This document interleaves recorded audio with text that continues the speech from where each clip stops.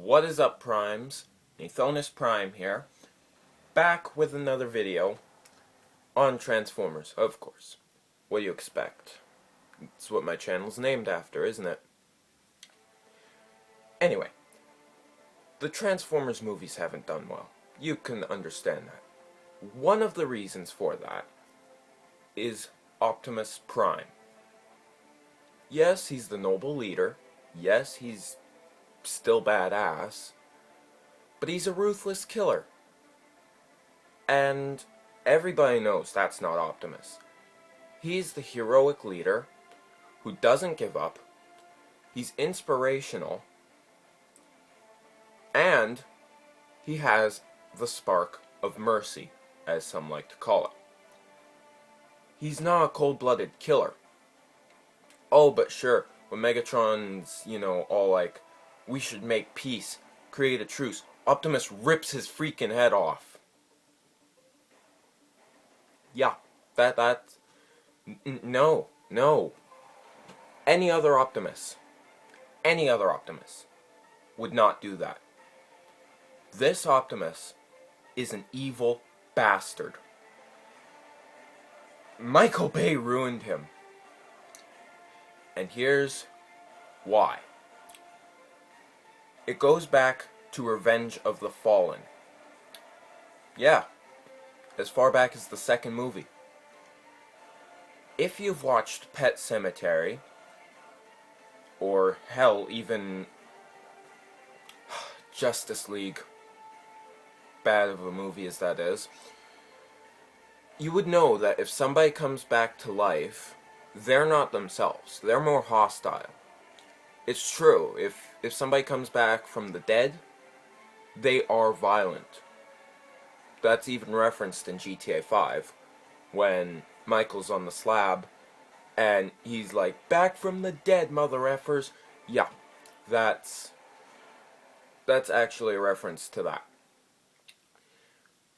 When Optimus was killed, it affected his mind. How wouldn't it, right? Instead of... I thought that would be on autoplay. Instead of creating a character that is relatively like Optimus, Michael Bay created an Optimus that's violent. Of course that affected the movies. But it didn't start until after Revenge of the Fallen. When Optimus came back to life, yeah, he was weak and powerless, but as soon as he came back to life, the Fallen was nothing more than a rag doll to him. And Megatron, pah! A mere puppet. And then Dark of the Moon, don't get me started on that huge, just like, rampage scene just before he kills Shockwave.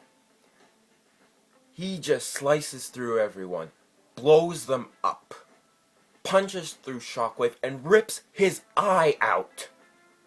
Insult to injury, using his cannon afterwards. That's not Optimus.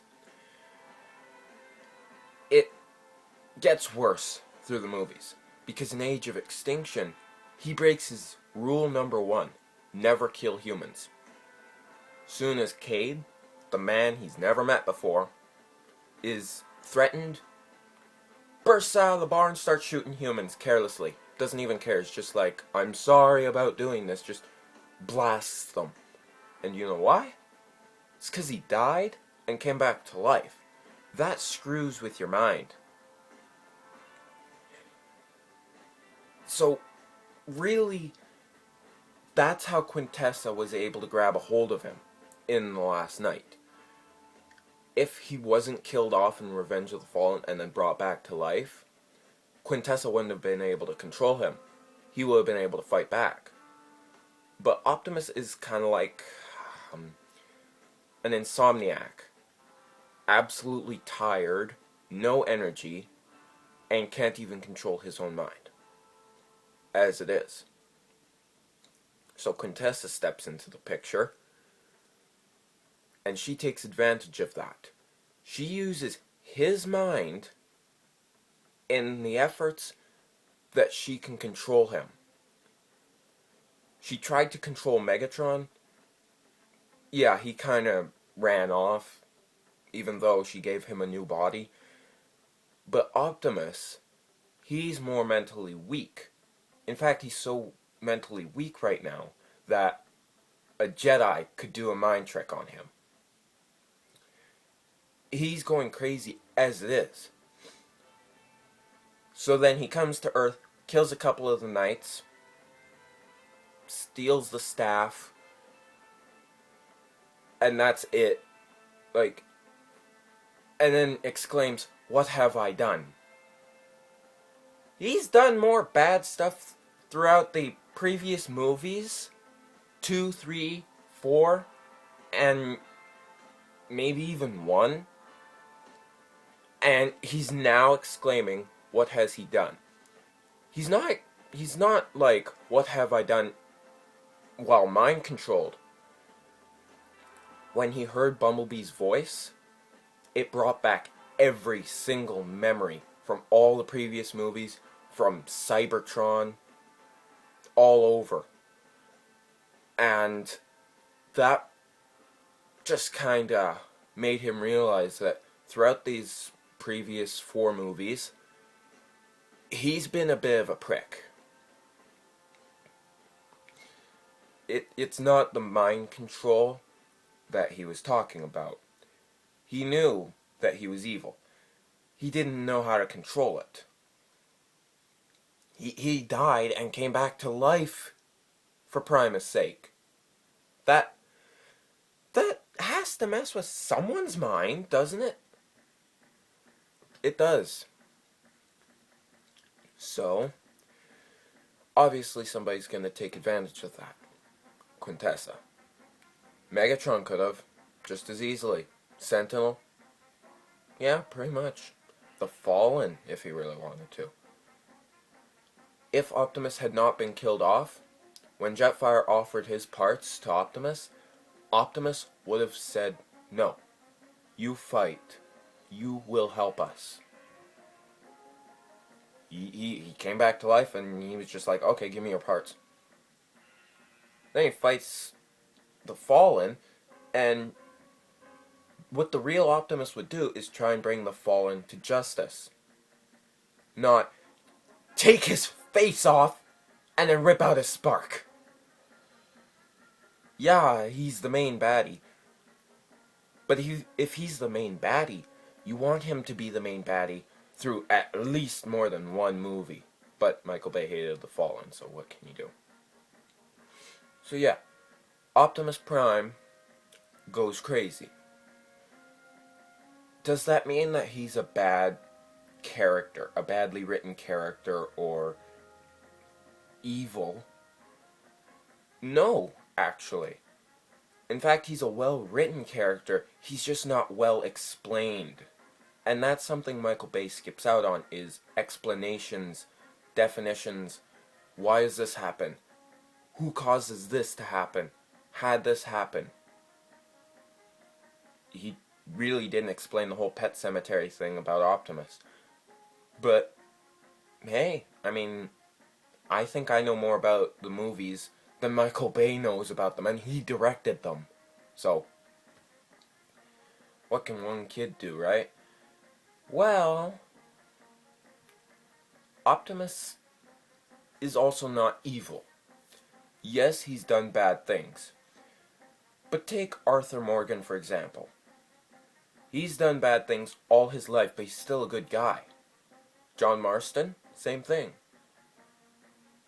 In fact, that's a common thing. A lot of people in the world do bad things and are still good people on the inside. And that's Optimus right there. He's more ruthless, careless, but he's still the noble leader that the Autobots knew him as during the War for Cybertron. Yeah, he's way more violent. Yeah, he really doesn't care. But, for instance, in the Battle of Chicago at the end of Dark of the Moon, he would have taken up with that offer that Megatron made. They would have made a truce and tried to rebuild Cybertron. The novelization handled that better. In fact, I like the novel better than I like the movie, to be honest, but I like the movie because the CGI and everything is awesome. But at the end of the novel, Sentinel is killed with justice, not brutally like he is in the movie. And Megatron, Optimus just lets him go. Yeah, not exactly what would have happened, but Megatron states that Cybertron needs to be rebuilt. Optimus is like, you're right, and, Megatron's just like, I'll take my Decepticons, we'll leave, and we'll go and repair Cybertron. Yeah. Impressed? I am. As for Sentinel, he gets pretty much his comeuppance. He states pretty much the same thing, how he had to betray them. But instead of Optimus taking a shotgun, blowing out his spark, and then blowing up his head, he simply takes Sentinel's rust cannon that he used to kill Ironhide. As Sentinel is on his knees, Optimus shoots him with the rust cannon in the spark, and he just disintegrates. Which Sentinel, he's just there in a mind of, I know what I did wrong, I deserve this. That ending is better than the movie, where Optimus just brutally kills both of them. I mean, I don't know what to tell you. The novel is a little better when it comes to writing characters. But yeah, Optimus is a psychopath. You might not have known that, but, it's good to know.